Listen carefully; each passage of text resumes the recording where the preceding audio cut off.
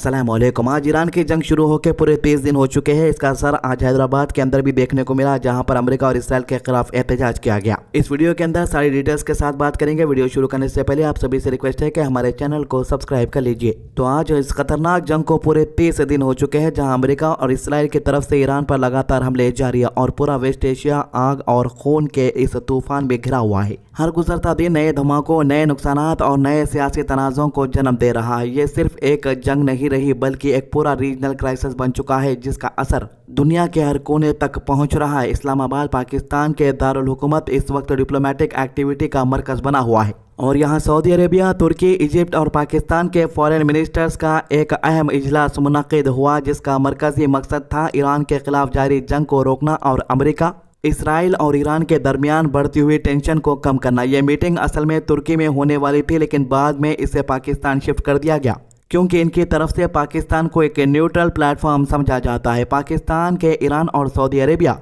दोनों के साथ मुस्तहकम ताल्लुकात हैं और तुर्की और इजिप्ट के साथ भी इसके सियासी और सफारती रिश्ते मजबूत है, इसलिए ये मुल्क मीडिएटर के तौर पर सामने आ रहा। मीटिंग के दौरान फॉरेन मिनिस्टर्स ने सिर्फ जंग के फौरन खात्मे पर बात नहीं की, बल्कि इस बात पर भी गौर किया कि अगर यह तनाज़ा मजीद बढ़ता है तो पूरे मिडिल ईस्ट में इंस्टेबिलिटी फैल सकती है। एनर्जी रूट्स, खासतौर पर स्ट्रेट ऑफ हॉर्मुज़, इस वक्त दुनिया का सबसे अहम जगह बन चुका है, जहाँ से ग्लोबल ऑयल और गैस सप्लाई गुजरती है। इसी तनाजुर में इंडिया के लिए एक अहम डेवलपमेंट सामने आई है। 2 LPG टैंकर जो इंडिया के लिए रवाना थे, वो successfully straight of Hormuz cross कर चुके हैं। ये टैंकर्स 94,000 मेट्रिक टन LPG लेकर आ रहे हैं और इंडियन नेवी के सख्त सिक्योरिटी एस्कॉर्ट में सफर कर रहे हैं। हुकूमत ने तस्दीक की है कि ये टैंकर्स इस हफ्ते मुंबई पहुंच जाएंगे। इससे पहले 4 इंडियन फ्लैग वाले टैंकर भी इस डेंजरस रूट को क्रॉस कर चुके हैं, जबकि 3 अभी भी वेस्टर्न सेक्टर में मौजूद है।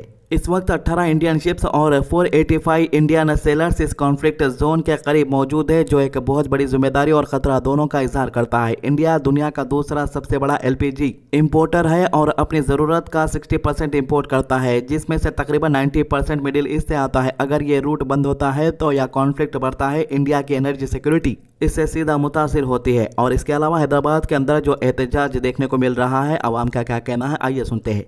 जंग नहीं चाहिए हमें और ईरान जंग नहीं करना चाह रहा था, लेकिन 2 राउंड हो चुके थे मुज़ाकरात के, बातचीत हो रही थी।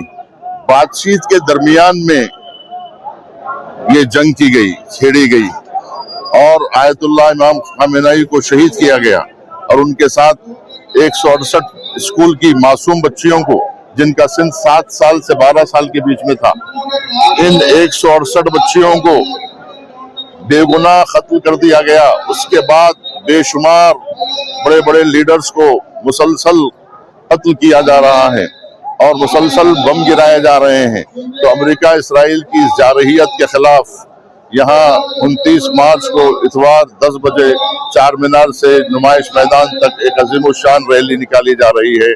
आप हजरात इसमें शिरकत करें। दूसरी तरफ अमेरिका भी अपनी स्ट्रैटेजी को मजबूत अग्रेसिव बनाता नजर आ रहा है। वाशिंगटन पोस्ट की एक रिपोर्ट के मुताबिक पेंटागन ईरान के खिलाफ ग्राउंड ऑपरेशन की तैयारी कर रहा है। ये फुल स्केल वार नहीं होगा, लेकिन इसमें स्पेशल फोर्सेस के रेड और लिमिटेड इन्फेंट्री डेवलपमेंट शामिल हो सकते हैं। अब सबकी नजर इस बात पर है कि क्या डोनाल्ड ट्रंप इस ऑपरेशन को ग्रीन सिग्नल देगा या नहीं। जंग का दायरा अब सिर्फ ईरान और इसराइल तक महदूद नहीं रहा। कुवैत में एक ईरानियन मिसाइल हमले में 10 फौजी जख्मी हो गए और मिलिट्री कैंप को नुकसान पहुंचा। इसराइल के सौतन हिस्से में नियोट हावव इंडस्ट्रियल जोन को मिसाइल से निशाना बनाया गया, जहां केमिकल प्लांट हिट हुआ। अथॉरिटीज ने लोगों को फौरन घरों के अंदर रहने और खिड़कियां बंद रखने की हिदायत दी है, क्योंकि हार्जडियस केमिकल लीक का खतरा पैदा हो गया है। एक और मिसाइल स्ट्राइक के बाद उसी इलाके में आग भी भड़क उठी, जो इंडस्ट्रियल इंफ्रास्ट्रक्चर के लिए एक बड़ा झटका है। सेंट्रल इसराइल में भी धमाकों की आवाज़ें सुनाई गई है, जबकि ईरान की तरफ से ये जबरदस्त हमले बैलिस्टिक मिसाइल से किए गए हैं। टेल अवीव, यरूशलेम और अशदोद जैसे शहरों में सायरन बज उठे हैं इसराइल के और लोग पैनिक में शेल्टर्स की तरफ भागने लगे। ईरान ने दावा किया है कि उसने जॉर्डन के मुवाफक साल्टी एयरबेस को टारगेट किया है, जहां अमेरिकन फोर्सेस तैनात है। ईरानियन ड्रोन्स ने लिविंग क्वार्टर्स और मिलिट्री इक्विपमेंट्स को निशाना बनाया।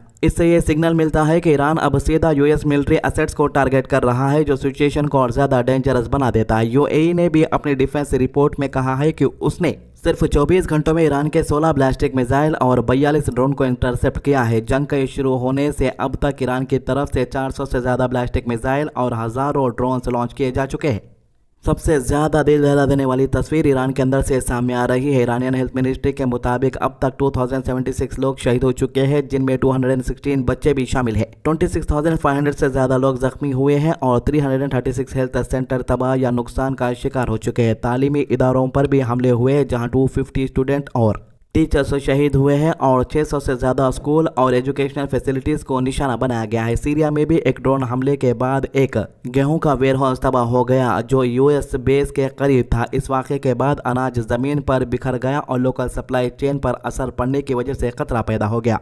तुर्की के शहर इस्तांबुल में भी लोग सड़कों पर निकल आए हैं। तकरीबन 1000 अफराद ने अमेरिका और इसराइल के खिलाफ एहतजाज किया। लोगों ने गाजा और फ़लस्तीन के हक में नारे लगाया और कहा कि जुल्म के खिलाफ खड़े रहना ईमान का एक हिस्सा है। बहरीन ने अपनी मैरीटाइम सिक्योरिटी को मद्देनजर रखते हुए शाम 6 बजे से सुबह 4 बजे तक प्राइवेट बोट पर पाबंदी लगा दी है। यूरोपियन यूनियन ने भी शिप्स को यमन के वाटर से दूर रहने की सख्त वार्निंग दी है, क्योंकि ईरान बैक्ड हुतीज फिर से हमला शुरू कर सकते हैं, खासतौर पर रेड सी और गल्फ ऑफ एडन में। ईरान के एक नेवल कमांडर ने यह भी कहा है कि उनका स्टेट ऑफ हॉर्मुज़ के करीब पूरा कंट्रोल है और उन्होंने यूएस नेवी के aircraft carrier USS Abraham Lincoln को पीछे हटने पर मजबूर कर दिया। उन्होंने धमकी दी है कि अगर कोई भी फोर्स अगर उनकी रेंज में आए तो उसे निशाना बनाया जाएगा।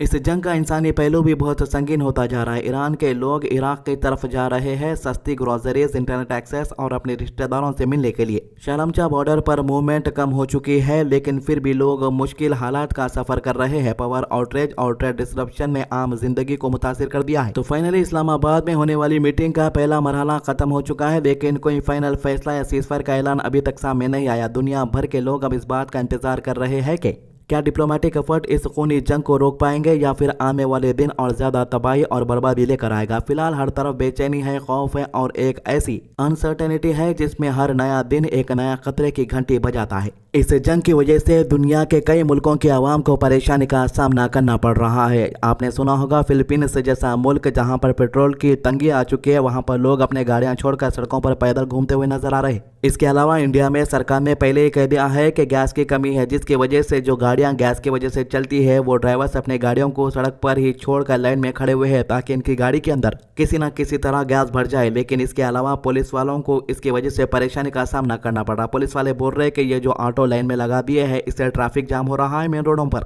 जबकि दूसरी तरफ ऑटो वाले ये कहते हुए सुनाई दे सकते हैं कि भाई हमारे ऑटो के अंदर गैस नहीं है तो हम ऑटो कैसा चलाकर घर लेकर जाए। अगर हम ढकल कर भी लेके जाते हैं ऑटोस को तो कितनी देर तक ले जा सकते हैं वापस, तो हमें गैस डलाने के लिए यहीं पर आना पड़ेगा ना।